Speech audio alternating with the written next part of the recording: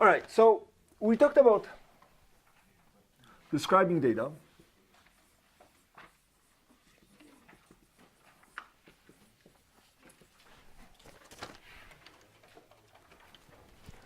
And what? What were the 5 things we used to describe data?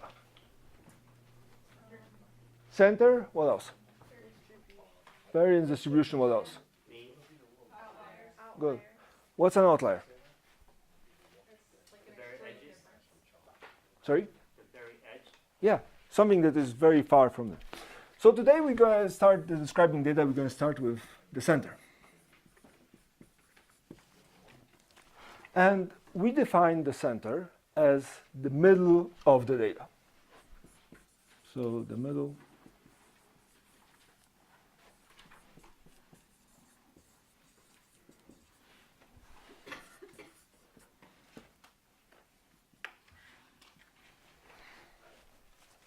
Right, so center of the data. Quick question, Jason.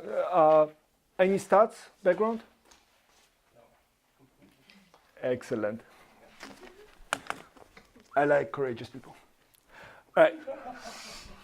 So it's the middle of the data set. And there are 3 ways we can describe a center. Well, let's start with number 1. And number 1 is the mean. What does mean mean? Average, exactly.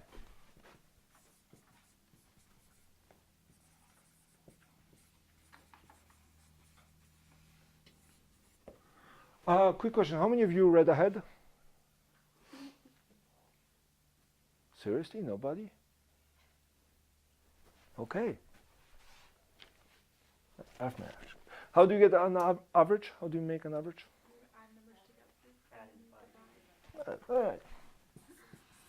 Since you didn't read ahead, I'm going to go very slow and careful here. Add all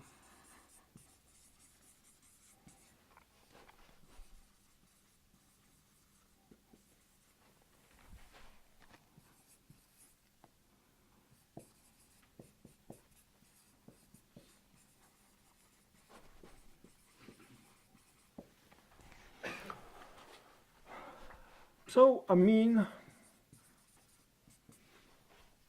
could be the sum of all the values divided by the number. We remember from last week that this means sum, adding all the little things. So this means add all the x's together. Okay. We're supposed to do math, we're supposed to do formulas, and I'm back to writing English. So how about we introduce couple symbols that will help us with this. So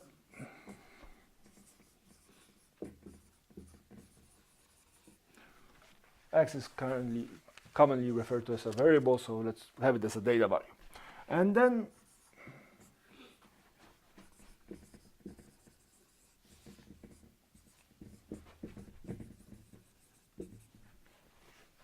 n and number seems to be logical, so n is the number of values. Okay. Last week we talked about population and samples, right? And what was the difference? What's the difference between a population and a sample? Right? Samples are a subset of population. Populations are whole bigger, right? If we just use one letter for both, we're going to run into problems. So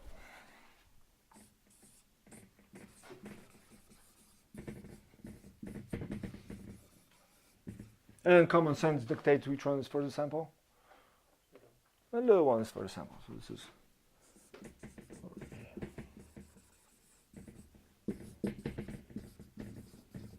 and for a population. Okay. Great. What else? Well, we're using mean, so let's define mean.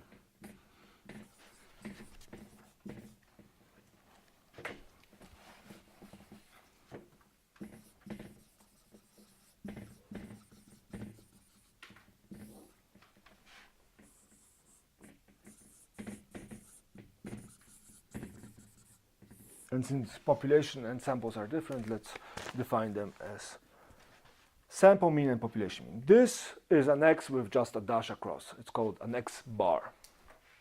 And I'm not making those names up, so I apologize. So x bar. This, on the other hand, is a Greek letter mu. It looks like a regular U, just with a long tail. So it's mu. Mu. And that's a population mean. It's a Greek letter. Okay. So now that we have defined some terms, let's rewrite this.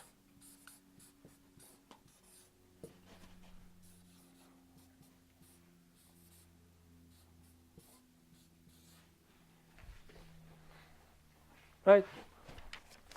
Mean equals to sum of all the values divided by number of values. Right? Number of values for a sample, number of samples for population. Population, population. Right? The number of values too is the number of values. This is what we picked up, this is what we surveyed, this is what we got. So far, so good. Excellent.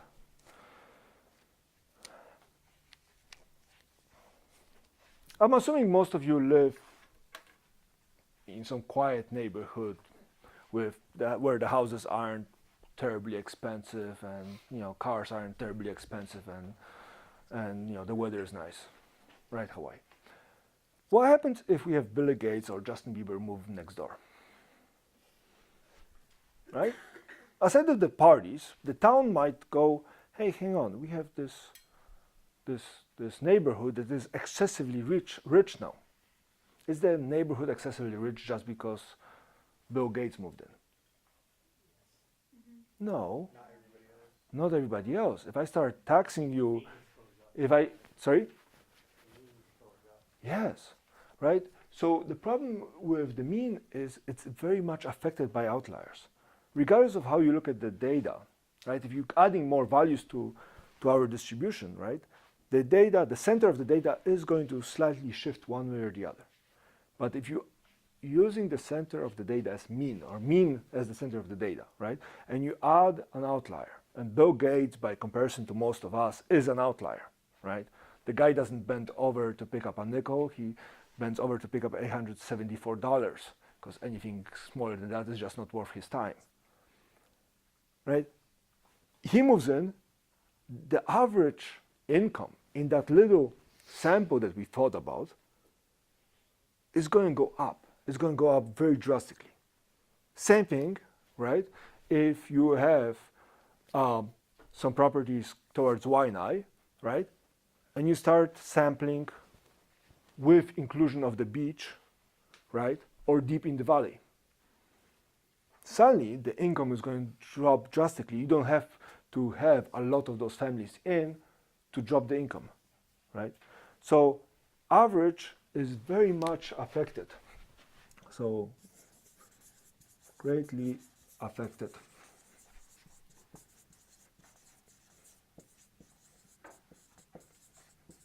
Greatly affected by outliers. Well, let's look at an example.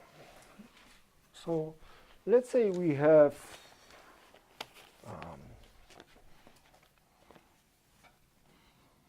let's look at property houses, and this is in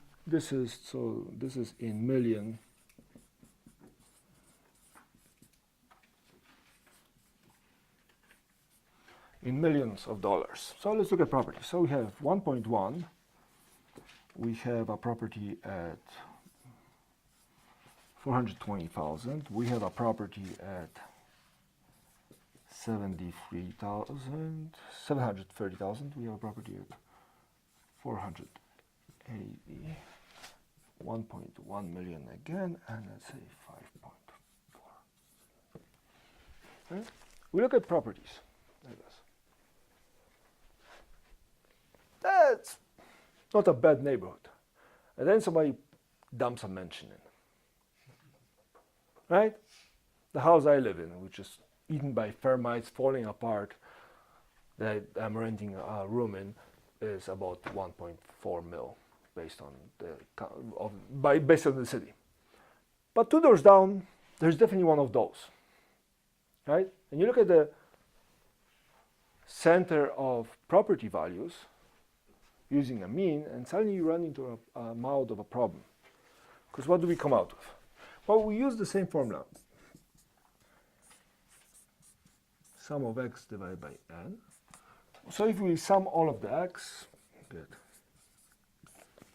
divided by 6. I got 1.54 as the average. Now we look at this data. If I don't look at the property for 5 million for a second, you have 2 slightly above 1 and a bunch of them below 1, which means what? You would expect the center of the data be just about 1 slightly below, right? You would expect, right, 800,000 maybe, ballpark, right? And then you have that fellow banker come in, and whoop, there's a mention. And suddenly the clerk at the town says, hey, we can take more taxes and more fees, because it's 1.5, on average, 1.5 million that are mentions there, right? Even though 1 to 3 of them are below. All of them are below except for the 5. Well, yeah, but those are below a million, right? Yeah, but yeah, this is blowing it out of proportion, right? So suddenly this one data value just shifted it all over, and it's a problem. Okay. So how do we prevent this? Okay, that's been suggested before. You can, if you have a large data set, and suddenly something unusual happens, right? You look at average household income, right? And you suddenly have somebody move in that just blows the whole thing out of proportions. One way to do with it is, hey, I'm going to extract this person because they're an outlier. And how to identify outliers, we're going to cover that probably on Wednesday.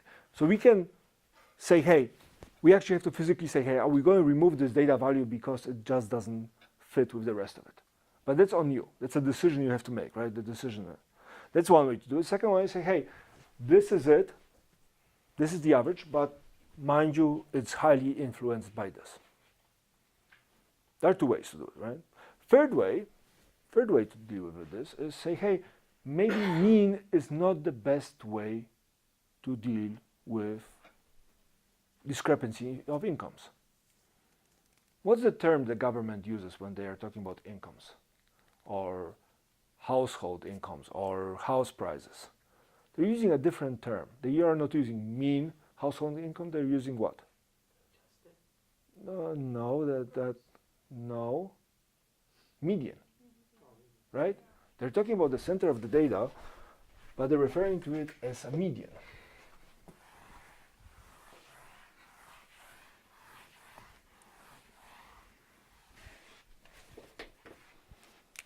So, mean is good, right? We took all of it into account.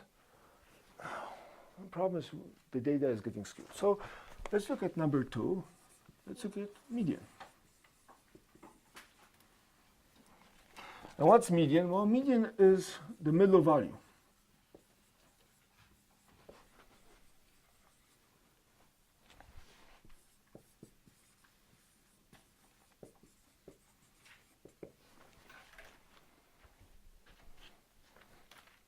Right? If somebody asks me how you guys are doing in this class, what I can do is I can take all your grades together, pull them together, divide them among you, and say, hey, on average, I'm getting a B grade in this class, right? Or B plus. But if there's 2 of you that got A's and the rest of you are pushing F's, that doesn't represent that class very well. On the other hand, if I have the middle value, right, I can pick up the middle person and be like, hey, this is the middle. This is what I'm considering the middle of the pack. This should tell you how the data is, where the data is. Is it mostly Fs? If it's mostly S and couple As, then the middle value, right, the middle grade is going to be closer to the D range, not the A range, right? So B plus, even though average is B plus, I can still get it. So median household income is one of those things we do. Well, if we are about to pick a middle value, well, there needs to be one condition met, and that one condition is that those values need to be ordered. If we have just scrambled all the values in a hat and I'm picking the middle of that scramble, that is meaningless. But if I have them arranged in order, then I can pick up the middle one. So must be, and that must is a big thing. Well, if we have them ordered, well, then we just find the middle value.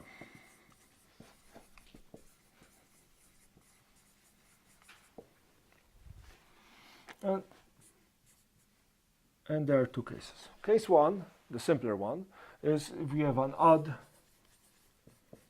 number of values. If you have an odd number of values, say 5, the third value is the middle one, so that's easy, right? So odd number of values is, well, the middle value.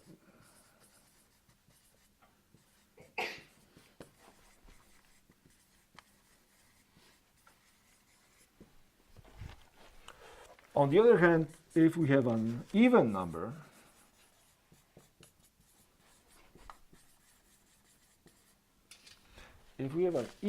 of values, then how do we deal with that? Yes. You guys sure you didn't read ahead?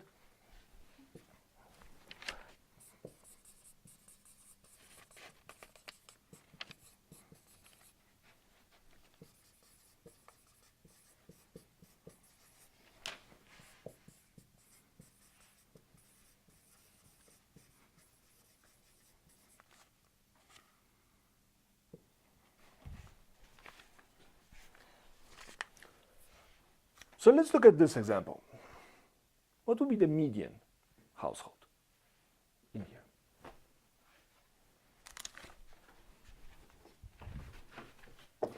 By the way, this, box it, we're going to deal with this a lot. So if your memory isn't spectacular about which letter means what, this is a good thing to have. All right, so let's look at this. Well, I'm going to arrange it. So 0, 42, 0, 48. Sounds about right. 1.1, 1.1, and 5. Right, so the middle is those two. That's the middle.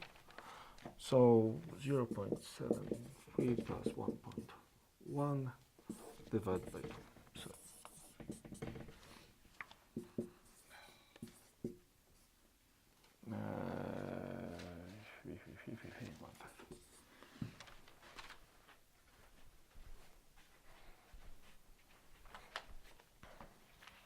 now, which one illustrates better the neighborhood, if you had to pick?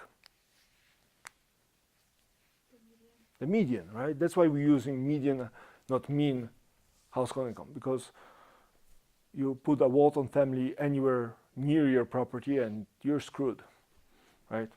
Rex Tillerson decided to buy a beach house next to yours, you're done, right? The property just goes out of it. So we're looking at the median, right? Adding this one big number here shifts it a little bit closer to the million range, but still keeps it relatively. What happens if this number isn't here? So let's look at, let's say we listened to our golfer and kicked them out, right? The median becomes, and what about the mean? Come on, guys, it's a math class, you have calculators. Sorry? What's the mean of this? Just divide by 2, add, divide by which is, I'm asking for a Chrome number.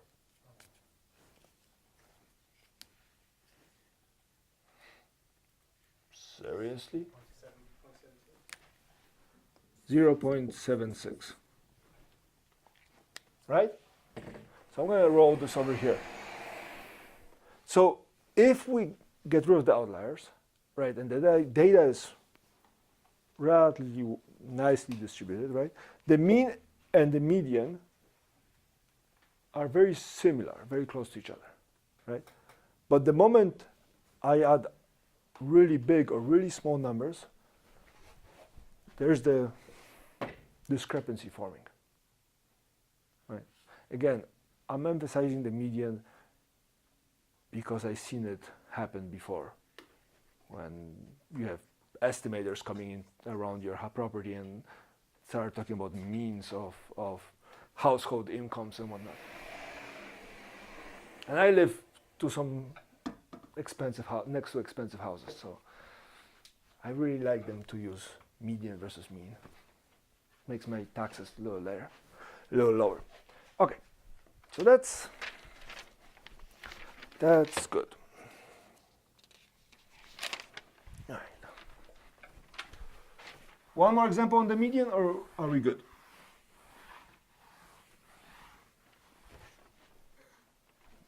Guys, talk to me. I'm not that scary. And there's an off chance I could have feelings. Could be capable of feelings. All right, if nobody has any objections, we're going to go to the next one. Mode. Mode is the most commonly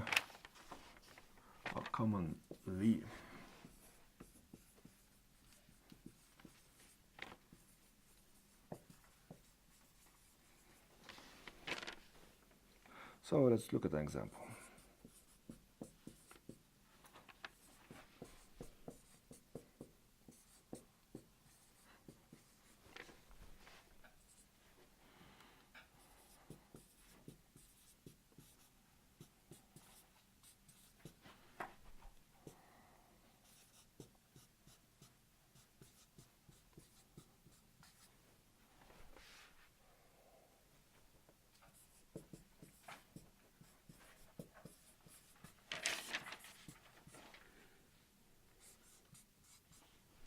All right, so we have 3 examples.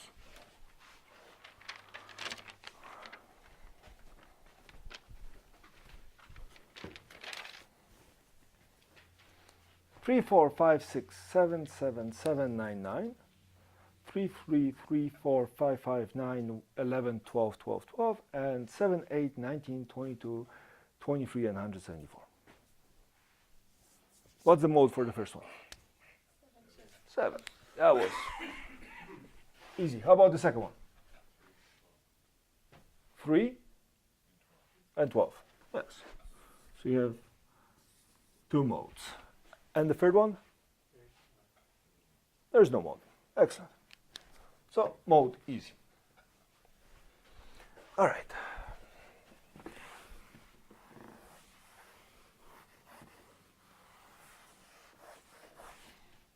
Manage you guys.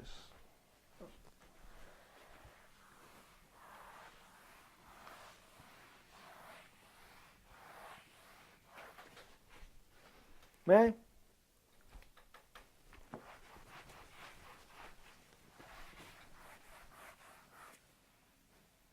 Is there?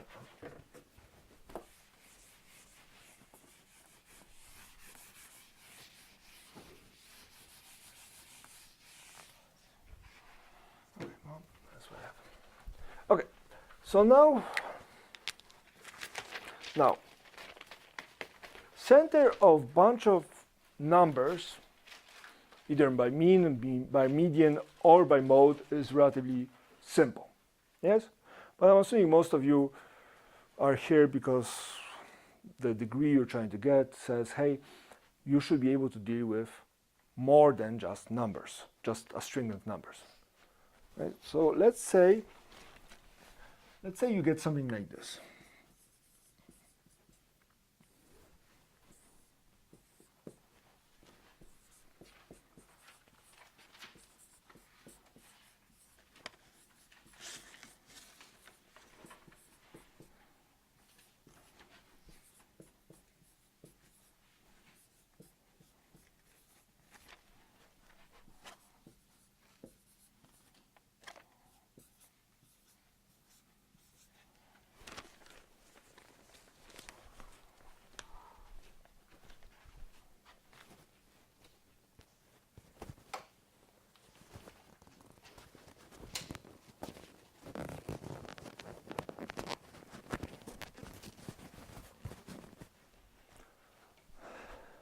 What is that?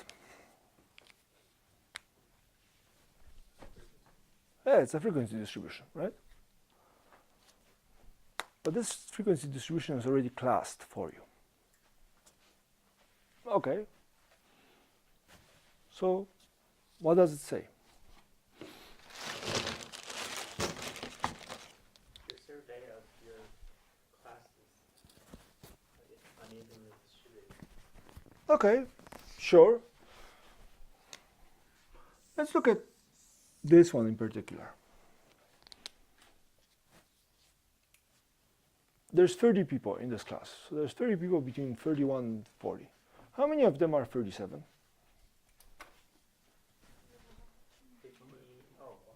Can't tell because it's a range. Right? We don't know how many people. So if I had to say what's the average age of people in here? What's the average age? Right? If you have raw data, you can count how many 31, 32, 33, and up to 40 years are there, add them up, divide by 30, right? How about now? So you're saying we should.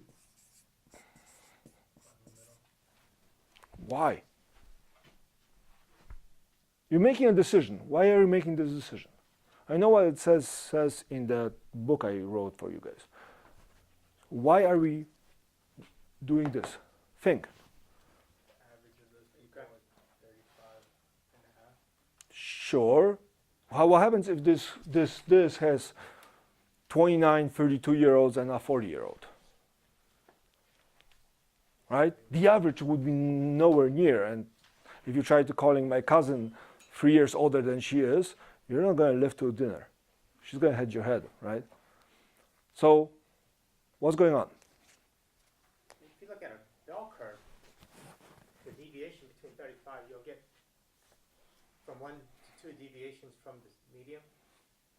You're going too far. Simpler. Simpler. Okay, why did we do the classes in the first place? So those are like samples of the population, or that's just like a little, I don't know. Why do we do classes? Why do we do classes in frequency distribution? If they're evenly distributed. How is that even Age, in those classes? No. 10 years apart. Yeah, well, the class width is 10 years, yes, but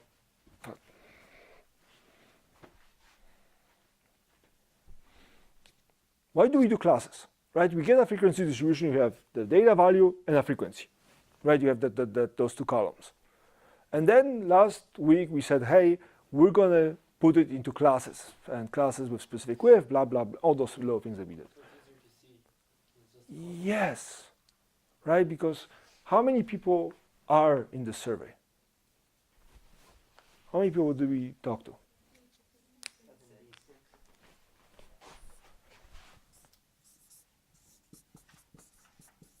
76 people. So if you just looked at the raw data, there's 76 dots around. Now, could be that this is somewhat nicely shaped. Could be that it's just, pardon my French, a cluster mess. I'm being recorded, I'm getting self-conscious, I cannot curse anymore as much. Right? So we put it into classes so we can see patterns, right? We chose 6 classes, seems like a halfway decent choice, right? We put it in classes and we said, hey, now we can see pattern. The pattern is most people are in this group, and then it just trails off very quickly. But that comes at a cost, right? We talked about losing the resolution. This is the loss of the resolution. Right? Same happens if you do graphics design or run through JPEGs. How many of you have an Instagram and you post a picture and then somebody downloads it, tries to print it, and it's just pixels everywhere? Nowadays it's not a big issue because the cameras are so good, but that was a problem, right? Like with everything else, if you have nodes and Xerox them and Xerox them again and Xerox them again, yes, you can Xerox them much smaller, but eventually you won't be able to read what you're Xeroxing. This is the problem. right? We are compressing data here. And we are hoping, right, when you get classes, that data is relatively uniformly distributed across the whole class. We are hoping that each one of those classes looks like that. Right? That each one of those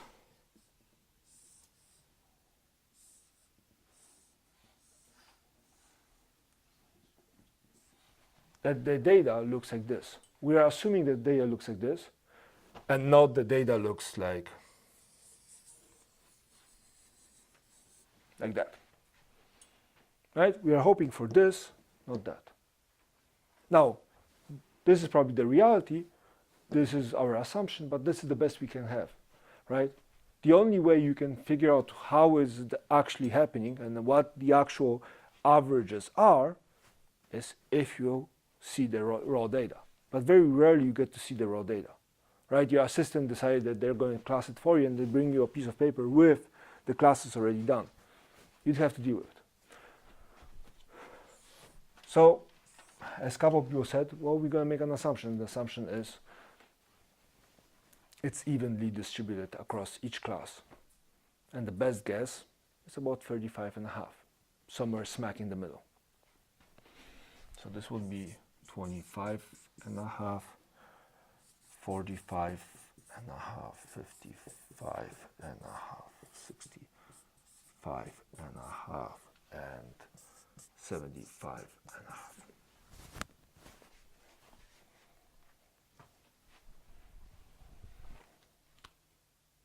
Right? So again, this is an assumption that we made, right?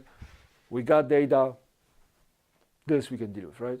Because if I ask you how to deal with 21 to 30, how do you deal with 21 to 30? Can you do with anything with any mathematics with 21 to 30? It's going to be very difficult. But if I tell you 25.5, oh yeah, it's kind of silly that people say 25.5 years old, but that's a number. That's a specific number assigned to a specific number. And so, what is this called? There's a name for this number. Sorry? Frequency median. Well, it's a midpoint. All right, so we have the midpoint. Great. Now, we can think about it as a data value. I had a question. Yes. So if you ask us a question on an exam, will the frequency be there? That's given already. You're gonna ask us to So find the midpoint. if I gave you this section, I have to give you a frequency, or there has to be a way for you to figure out the frequency. I did it once where I gave people raw data and asked them to make the classes and then do they calculate the distribution. On some homeworks or last year I did both a classed and an unclassed table and asked them to compare the values. And the values come out slightly different. But I don't see the reason to give you problems that do repetitive calculation just to prove the point. This is as big as it gets, probably going to be smaller. If you're going to get an exam, it's probably going to be smaller. Because once you figure out the concept, adding 5 more numbers just doesn't prove anything. And most of your handwriting is atrocious. So, all right. So now we have a representative for the whole class, right? So we're going to deal with the whole class as if the whole class was 35.5. Again, it's an assumption. We have to be aware of the fact that it's an assumption, because if you do this and then somebody comes with raw data and says, hey, my number is different than yours, well, you didn't have the resolution that they have, right? It's an argument one can get into if to use one versus the other. Okay, so if we decide that we want to do a mean of a frequency distribution,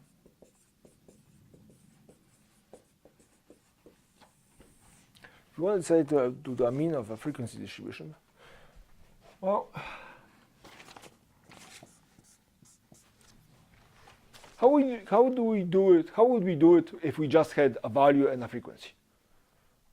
Right? If you had just a value and a frequency, you would add that value as many times as the frequency dictates, or multiply it up, right? So this times this. So you'll get an extra column saying, hey, I'm going to do this. Right? That tells me that I'm going to count each member of this class, and I'm going to assume that this represents each member in that class. Right? That's assumption, then comes the calculation. And so we get what? We get 7, 14, 10, 65, 5, 46, 111, 131, and 151.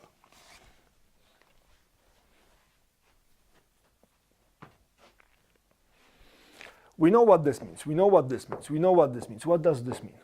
What does this column mean? What's x times f? Or f times x? What does it mean? It's the sum of all the frequencies. No. Yes, I can read. Sum for the age group. Yes, sum of what? The age group, each individual age group. No, one step more.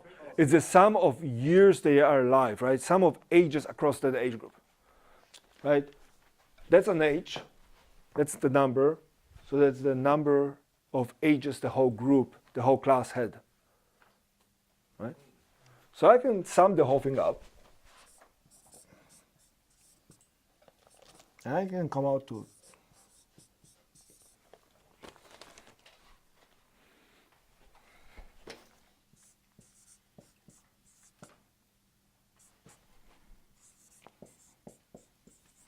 what's 2718? The sum of this column says what?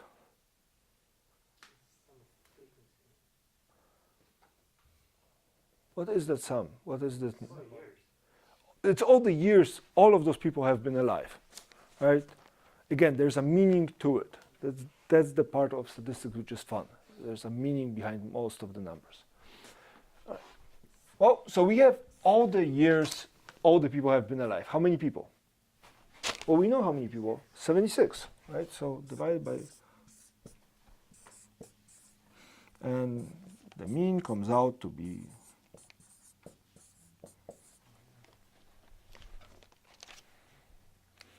here's a question for 5 points. Does 35 3/4 make sense? Does this number make sense? That's the average of everybody. So you have to round up, yeah? Well, rounding up in a second, yes, average of everybody, but doesn't make sense. You get this number.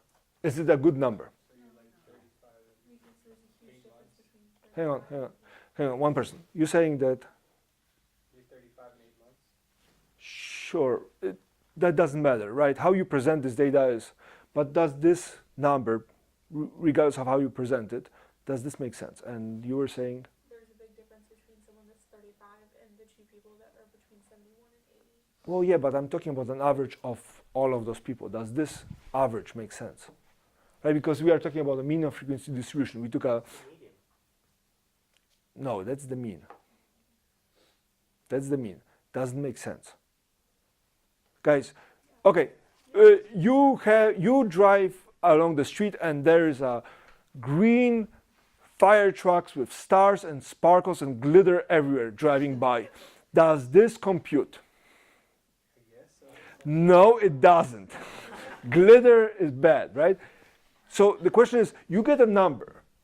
You need to know if this number is what you were expecting. AKA, does this number make sense? No, No, why not? it's not a whole number. Oh, okay, never mind. We're talking about, so I'm asking this. If I told you, if you were looking at this, our initial table, and I said that the average is 35 and change, right? Does it make sense? Where is 35 on this table?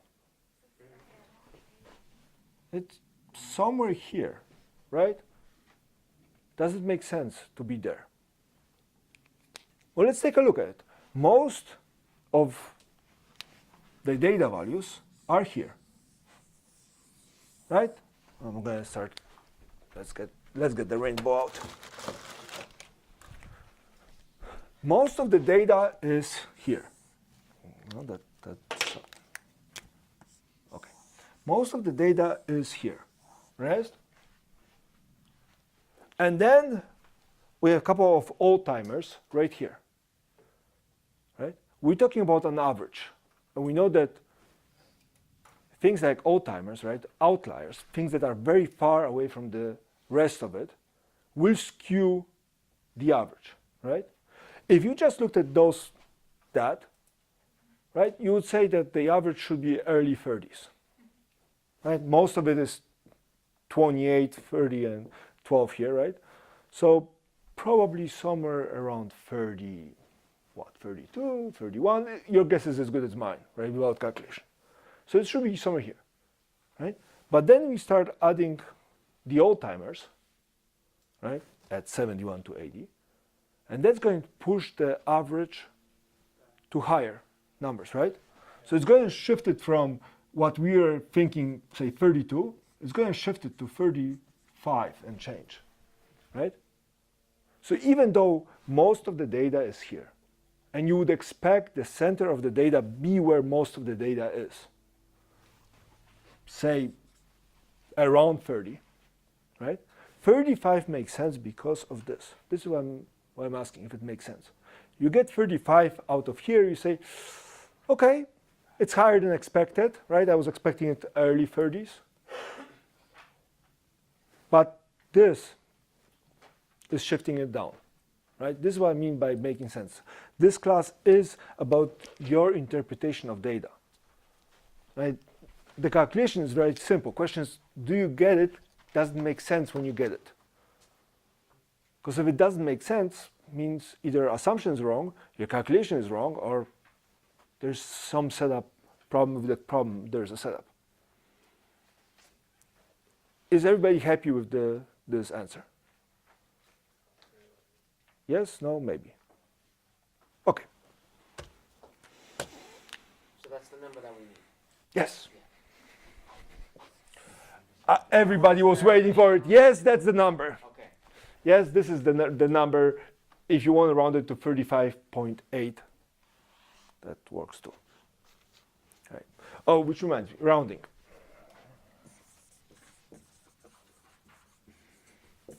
Rounding. There are two rules that I like to follow. One is don't round to the end. So when you're doing your calculations, most of the calculations will be done on your calculator. Your calculator can handle a lot of decimal places.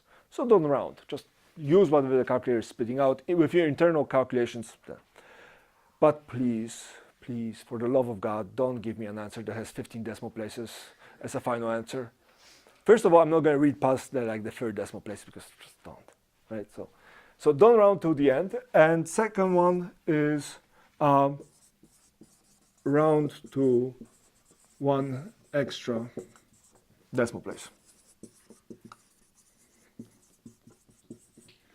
So if you get a problem that has 2 decimal places, give me 3 decimal places. This will prevent mistakes, right? If you round midway through the problem, your answer and my answer will be different. If they are a little different because I rounded less or you rounded more, that's fine. If they're a little different. But you start rounding heavily midway through the problem, your answer will be very different. The highest difference I got was 17% difference. So don't round. But if you're rounding, like 1 extra decimal place at the end. So in our case, we got no decimal places, no decimal places. So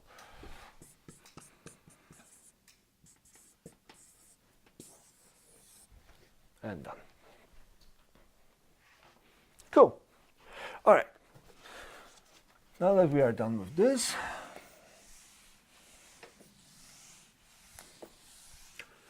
what happens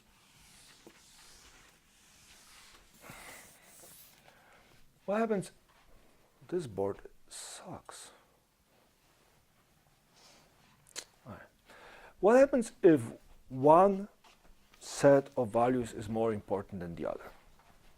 What happens if we have some data that is more important, that is more valuable to us? Has more weight. Sorry? Has more weight. Yeah, right?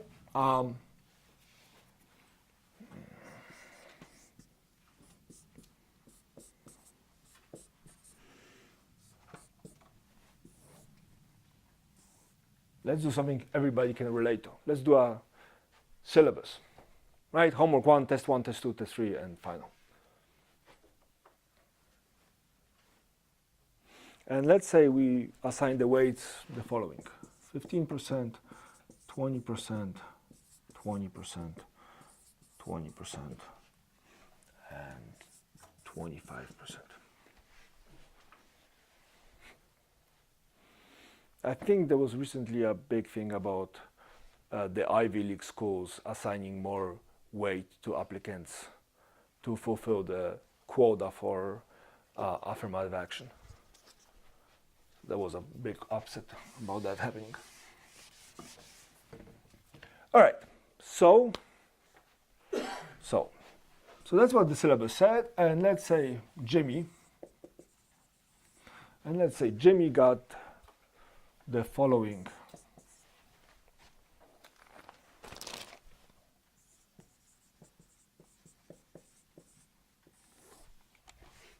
I standardized it to 100 points, and he got 70 on the homeworks. He aced the first exam, then he went to a party, and well, exam 2 was sad, and then he tried to get better. He got this.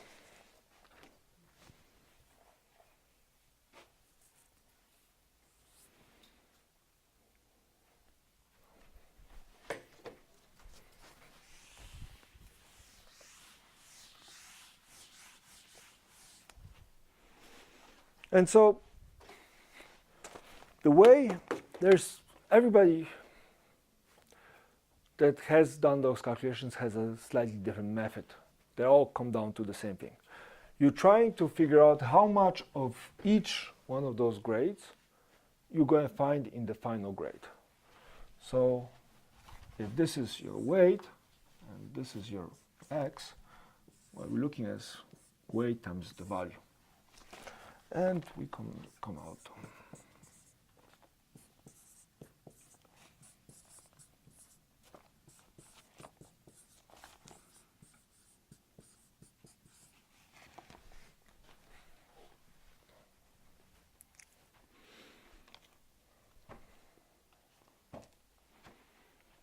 And so following, right, this contributed this much to the final grade, this contributed this much to the final grade, I come out to be the sum of x times w equal to 82.85%.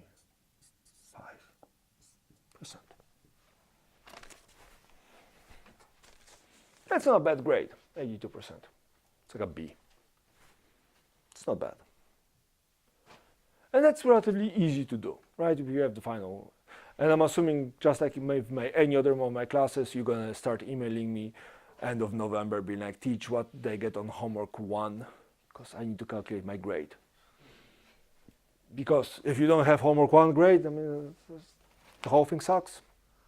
Can't do it. So how did we get this final thing? Well, we said, hey, you're going to take all the weighted values and divide it by the sum of weights. Here's the question number 1. I'm using sum of weights here, but I didn't use it here.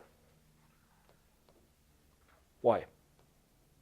Individual weight. Oh, wait, no. You did by percentile.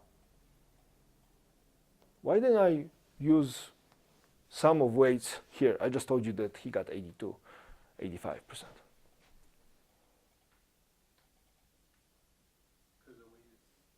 Weights are different. No, because I did it out of the 100. First of all, we made the assumption that this syllabus is written by somebody who can add, and the sum of weights equals to 100%.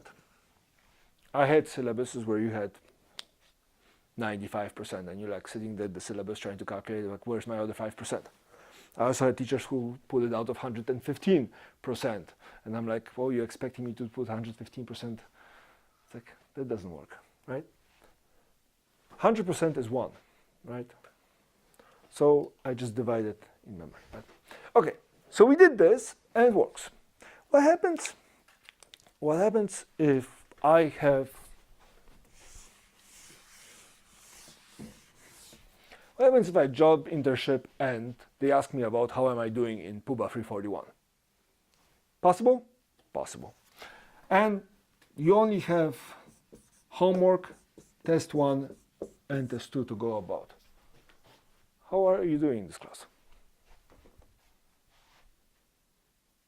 The weight would be different because you only have 3. No, the weights will be the same. Homework is still worth 15%. But you can only calculate it by the total amount of weight of what you have now, not by 100. Yeah. You can still So would calculate it it. just be Divided by like some? Well, I will still use this, right? So it will still come out to be weight times the values divided by sum of the weights used. So what do we have? I'm going 55, yes. 55 divided by, no, 55 is on the bottom. 42.1 divided by 55. So midway through the semester, you're getting 0.7654.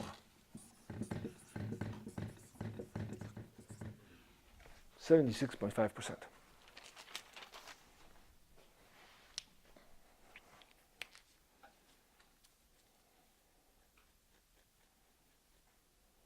Except for P3. 76% is a high C plus.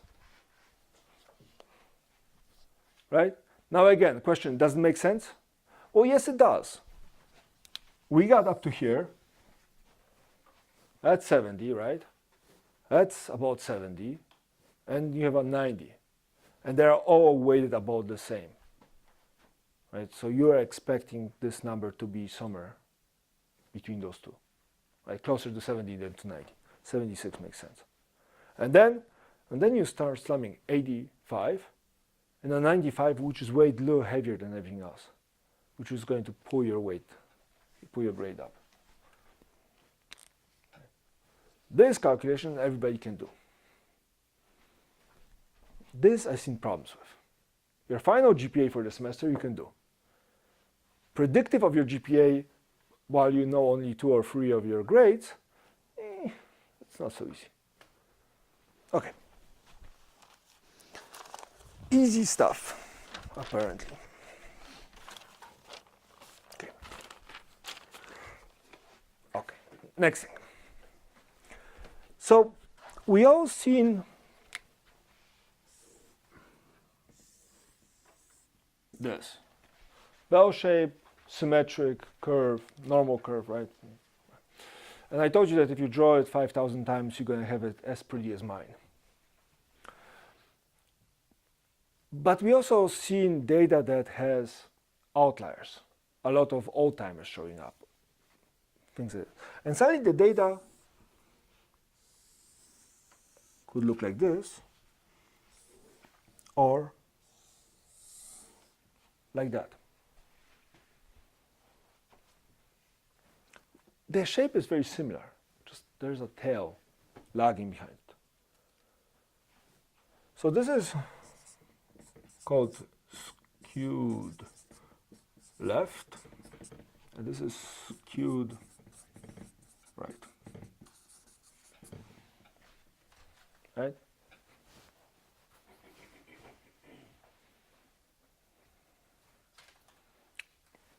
So we can also get to see things like this.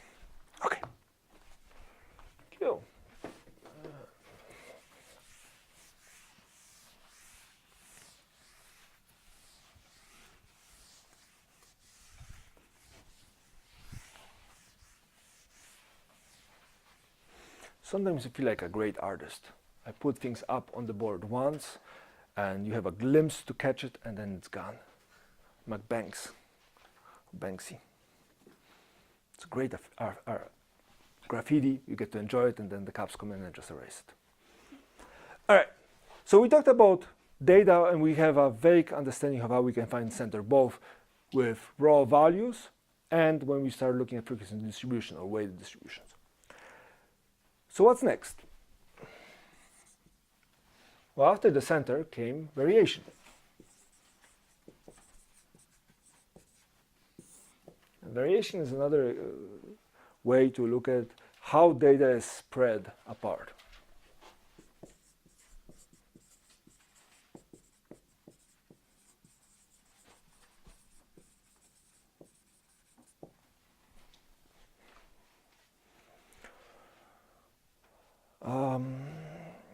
Grocery shopping. We all do grocery shopping at some point, right?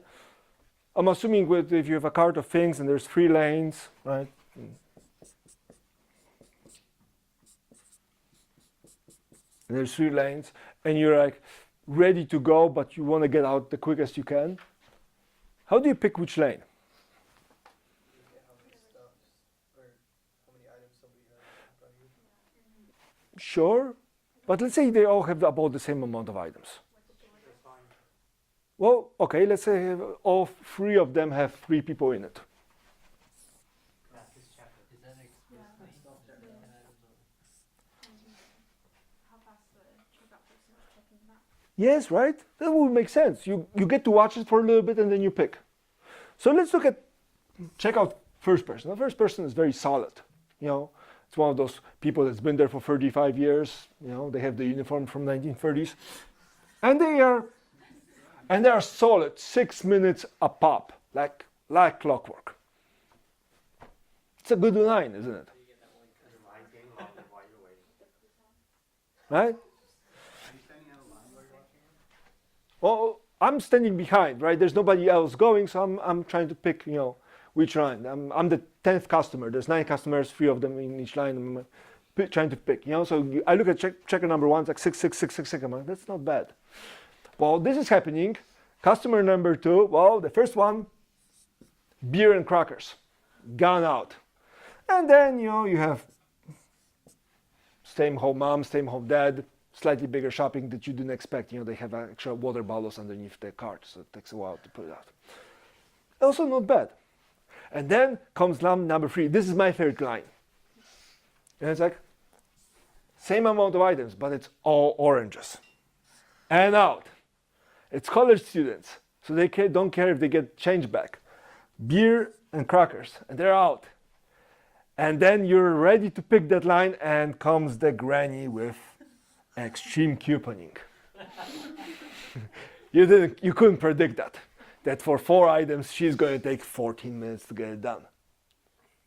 Poor granny. Yeah, well, I've been in a line for 45 minutes behind somebody who does extreme couponing. It's fun to watch. But back to statistics, right? They're all the same, because the only way we know how to deal with data right now, right, is we know how to pick the center of it, right? We know how to look at averages. So if you look at the mean of all of this, well, this is 6, 6, and 6. So my question is, which line is the best? It's like dating, right? Do you want somebody mediocre but good for you all the way through? Or would you like this really awesome partner, great, that the rebound after that was pretty awesome, not as good, but pretty awesome, and then you got that wife beater, truck redneck that your mom hates and he dates your sister while dating you, right? It's like, which one is the best, right? How do we pick?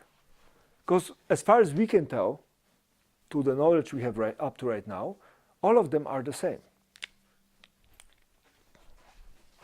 Just make someone else stand on one line and you stand on the other, whoever gets up faster. Yeah, but what happens if you watch those 9 people go through, and then you get to pick one of those 3? Pick one. This average. Sure, You could be out in a minute here, maybe faster. Right? Sorry? Slow and steady. Yeah, well, you see, you're starting to bring other things, friendly and not friendly. You know, what's next? You know, you're going to pick out the haole that just got off the boat? Right? Maybe he has experience from Walmart. Right? When you bring extra information, the information is given to you is this. This is about it. Right? So let's look at ways. Let's look at the ways to measure variation.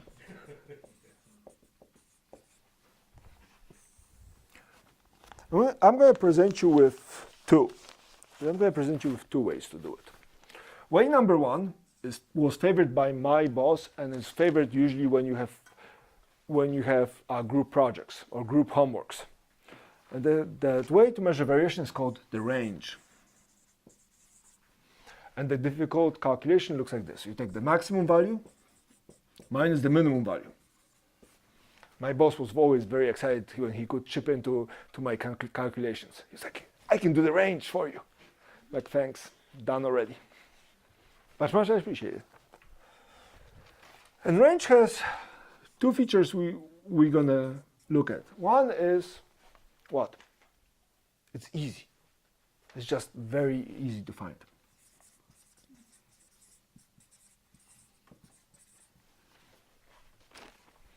Right? Range for the first one is, so let's look at range. Range for the first one is 0, for the second one is 3, for the third one is 13. Okay, right? You go on the first one, you want to be average, right? And you are going to end up spending 6 minutes because as far as you can tell, there's no variation, right? You end up in the second line, well, you could go 3 minutes faster than the slowest one or 3 minutes slower than the fastest one. You go on the last one, you can end up anywhere in that 13-minute range. That's wide, right? There's a problem with range, though. What is the problem with using range as a variation tool? It's measuring variation. Sorry? Wide is, there needs to be more. Sorry? What variation? Does it consider all values? It's just too broad. No, it's not broad. That's not the. I think I know what you mean. I think you all mean the same thing. Too wide is not a problem. The problem is it's very wide. It could be very wide. The range of data could be very wide, and you're just picking those two. You're picking them at random. Right? For example, my favorite example is somebody asks me how you guys are doing in this class. Well, I can provide an average of your grades, right, or a median of your grades. And somebody asks me what's the variation of your grades, like, is everybody average? I'm like, no, there's a range. The range is 4, between 0, which is an F, right, and 4, which is an A. My range in my class is 4. Does it tell you enough? There's no scale to it. Well, there is. From F to A. 4, min and max, done. Right? It doesn't tell you if most people are doing very poorly or very well. Right? It doesn't tell me if most people are close to the center or far away from it. Right? I have no way to tell what the variation looks like. So range has limitations. It considers only 2 values.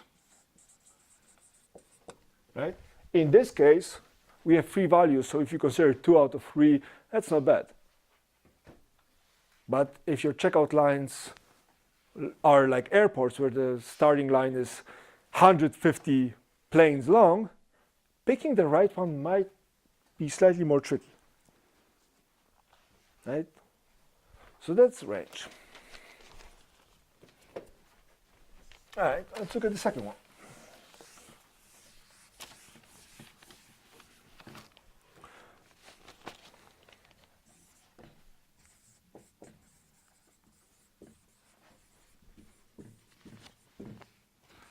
Not variation, standard deviation.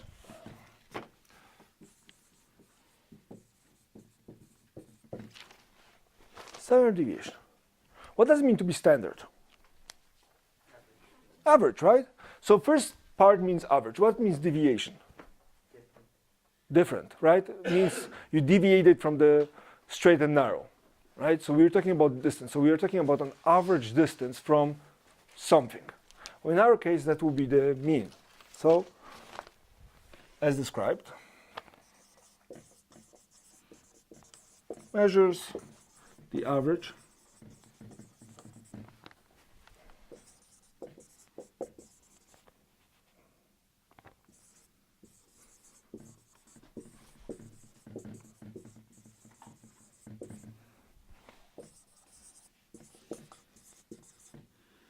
are from what?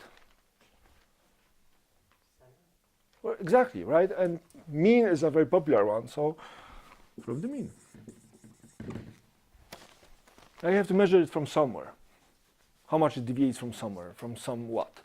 So mean is a pretty good approximation. All right. And again, there's two parts to it. One is never negative.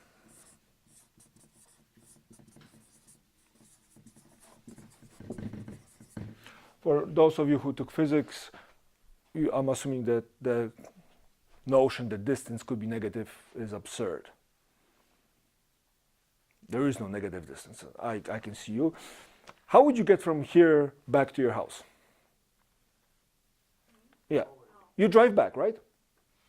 And how do you get from your house here? You drive here, yes? Does your odometer measure 0 every time you do the trip?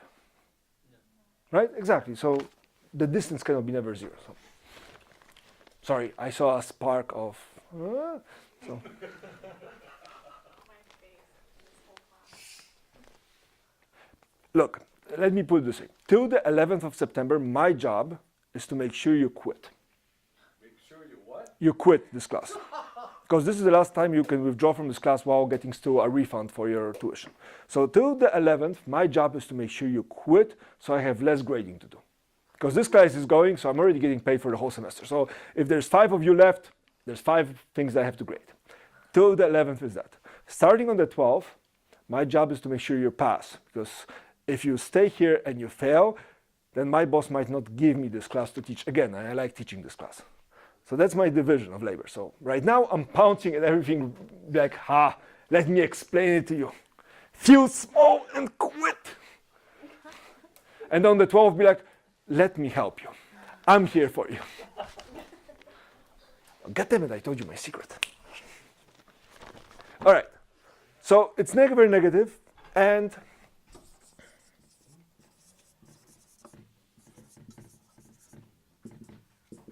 now I really hope nobody of you quit, but just in case you wonder, 11th. Okay.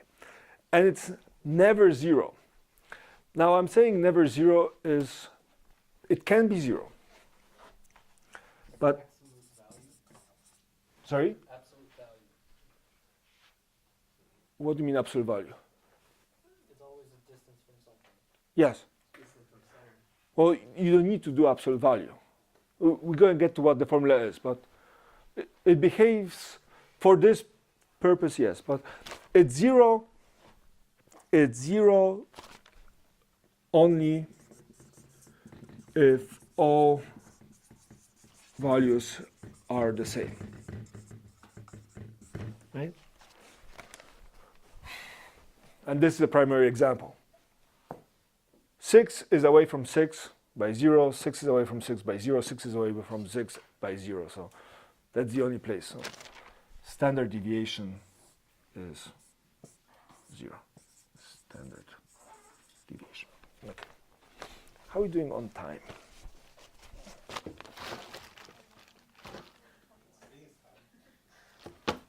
Oh, we're going to do one more thing. I can keep you here an extra minute. 2 is because we are talking about average distance from the mean, right? We're going to be using the mean. And the mean is very affected by outliers, right? If the mean is very much affected by outliers, then it means the standard deviation is greatly affected by outliers as well, right? So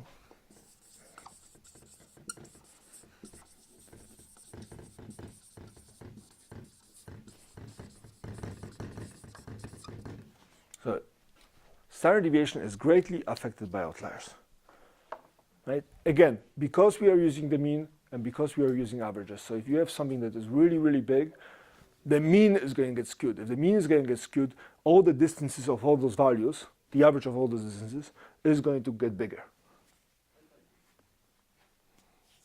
Cool. And we're going to find out how to calculate it on Wednesday. Any questions?